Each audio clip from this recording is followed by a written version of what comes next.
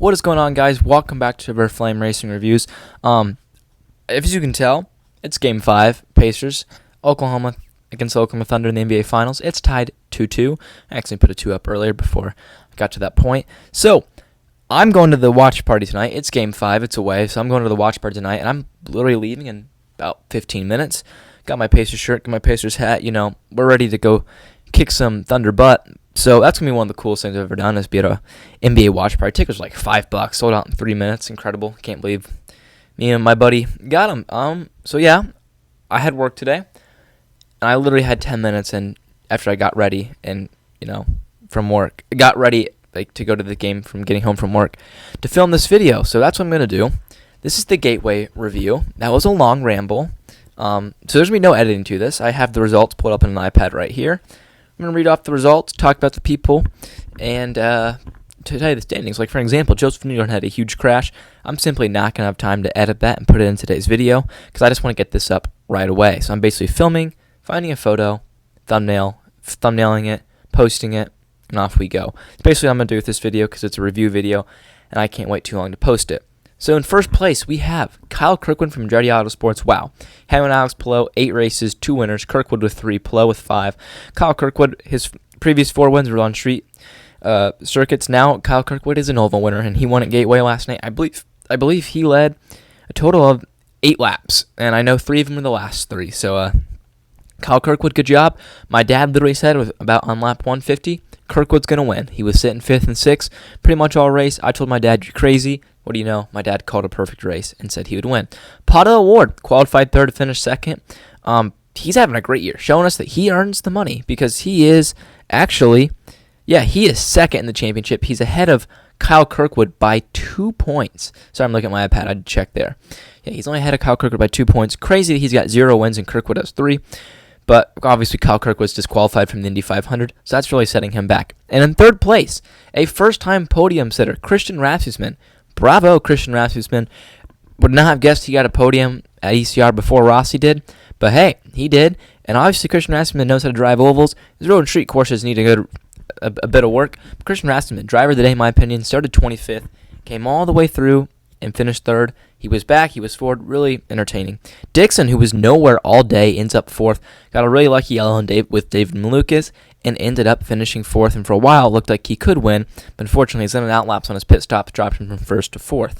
Santino Ferrucci, another great race from Santino. P5 in the race. Very impressed from Santino. He led there at the end, but unfortunately did not have the fuel to make it home.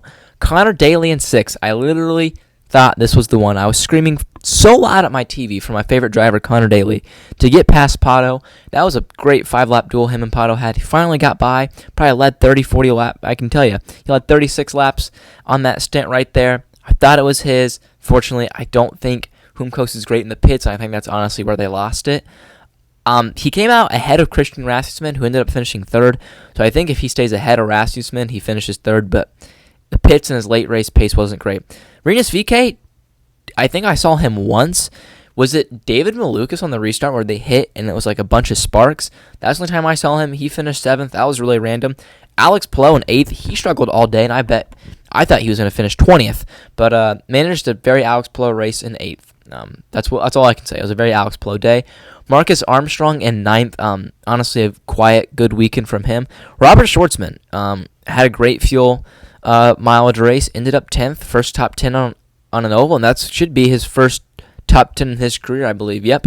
Alexander Rossi in 11th, really didn't factor all day, led 2 laps, finished all the laps, got some points.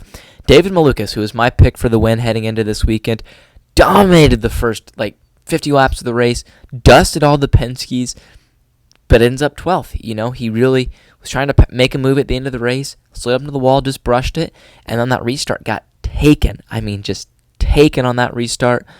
Ended up falling back into 12th. Marcus Ericsson, 13th. I thought he'd be a factor in this race. He wasn't at all. He led 2 laps. Yeah, led 2 laps at the end of the race off fuel saving. And then the last car to finish on the lead lap is 14th Christian Lundgaard. At one point in that race, he missed his pit stall and threw it in reverse. Had a drive-through penalty for that. Ended up finishing the lead lap in 14th. Good job, Lundgaard.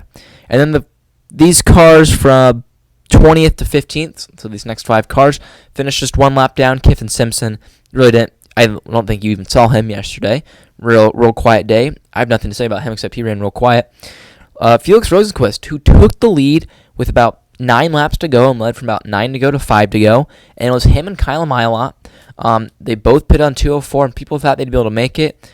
Rosenqvist drove flat out, had to pit, led 3 laps there, and finished 1 lap down in 16th. Colton Herta continues to have a disappointing year in 17th, 1 lap down. I want to see Herta get a result because ultimately that's disappointing, and his season's been disappointing.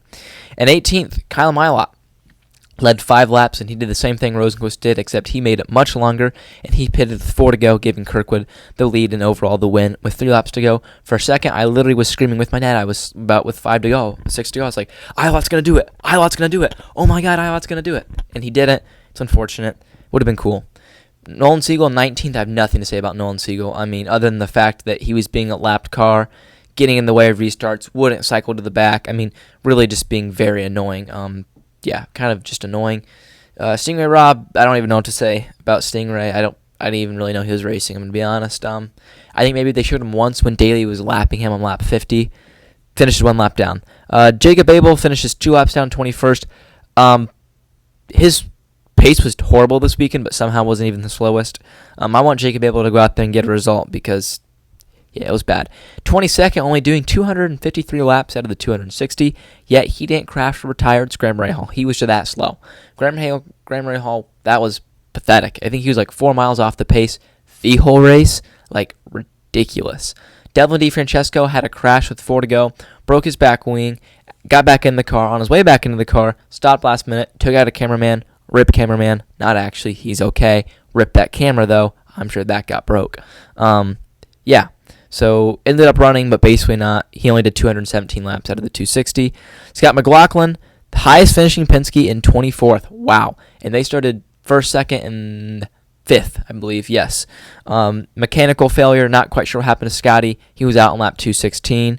And then, big crash for Joseph Newgarden with Louis Foster. Newgarden ran 129 laps.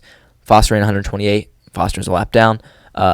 Louis Foster got up into the wall. Trying to land the high line, as he said, 1 too many laps. Hits the wall. IndyCar doesn't throw the yellow. He spins down. Newgarden trying to pass Pillow, goes on the outside, hits Foster, flips upside down. As I said, I would show that, but I don't have enough time. And then Will Power, out lap 47, flat tire, drives into the wall, breaks his drive shaft. So that was the race. Best race of the year so far, 100%.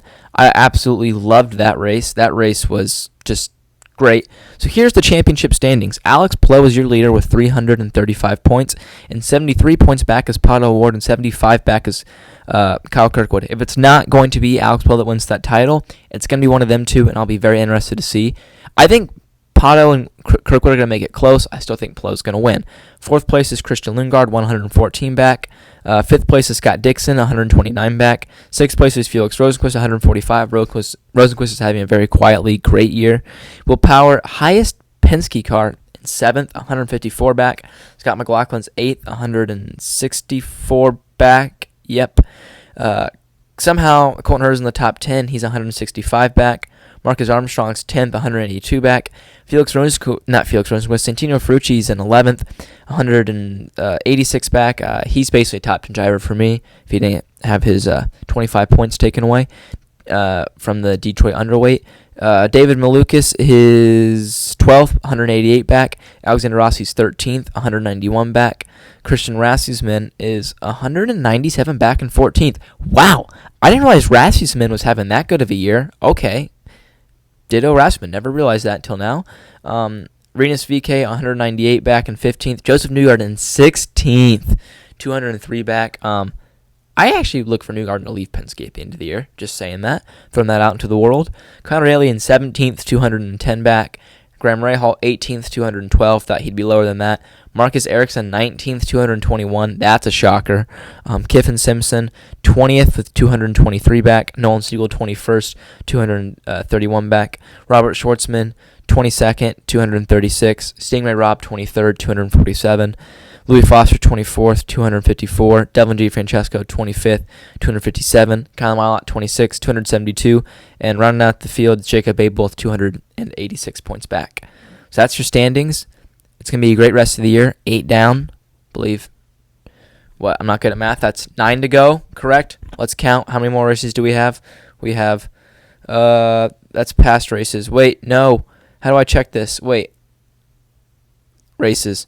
1, 2, 3. Oh, this is really bad. This is all past races. You know what? It's okay. We have like 9 races to go. It has only given me on the screen. I'm horrible working this app, so it only has given me, the next 3 races. I don't know how to check what's up and coming, but there's like 9 races to go. I can't wait. It's gonna be great. With that being said, see ya.